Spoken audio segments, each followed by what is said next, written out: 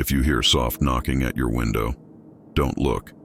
If someone whispers your name from the dark, don't answer. And if a voice asks you to say a name, especially at 2:43 a.m., you must never ever say it. That's how she finds you. That's how she chooses you. This is not a game. This is not a legend. This happened to me, and now you need to know, so you don't become the next. It all started when I went to visit my grandmother. She lived in a small, forgotten village called Santo Silencio. The name means holy silence, but there's nothing holy about that place. There's something wrong there, something watching. The moment I arrived, I knew something wasn't right. No kids playing outside, no one walking their dogs. The windows were shut, curtains drawn. Even in the middle of the day, the streets felt empty, abandoned, like everyone was hiding from something. At dinner, I asked my grandmother why the town was so quiet. She just looked at me and said, "When it gets dark, we're not alone anymore." That night, I stayed in the guest room. Everything was old, dusty, and full of strange objects, cracked mirrors, dolls with missing eyes, even a wooden box sealed with wax. Around 2 a.m., I woke up thirsty. I went to the kitchen, but something stopped me. My phone buzzed. I looked at the screen. 2:43 a.m.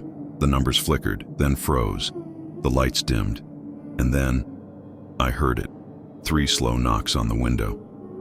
They were gentle, almost polite, but I felt this pull, like something outside knew I was awake, knew I was alone. I peeked through the curtain. There was something standing in the cornfield behind the house. A figure, completely still, staring straight at me. She stood in the same spot for what felt like hours. Even in the dark, I could see her skin was pale like paper. Her arms were down by her sides. Her dress looked wet, muddy, but her face was turned away. I couldn't see it.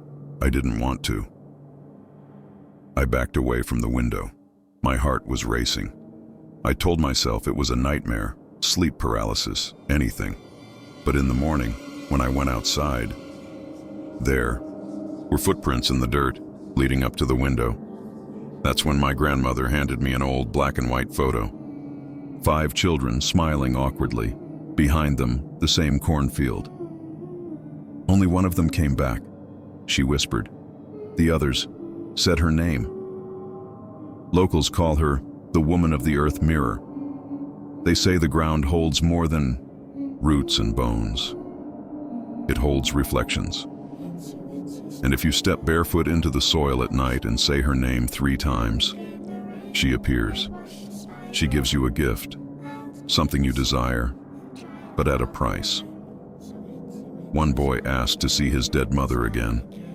Another wished to fly, and one little girl wished her sister would disappear. She got her wish, but she never spoke again.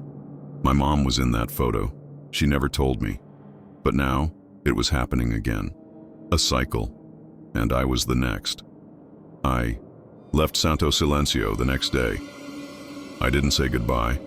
I just ran. On the bus, I fell asleep, and that's when I saw her, in my dream. She was smiling now, her head tilted to one side, and she said, "Now you've seen me." Since then, every night I wake up at exactly 2:43 a.m. No alarm, no noise, just wakefulness. Sometimes I hear footsteps, other times whispers. But last night, someone sent me a photo of me, sleeping, taken from inside my room. The message just said, "You brought her with you." I covered every mirror. I moved apartments. I stopped sleeping, but none of it worked.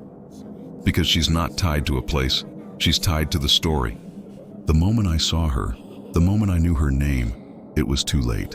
Now, she appears in puddles, in dark windows, even in my dreams. If you hear 3 knocks, if your clock freezes at 2:43, you're already marked.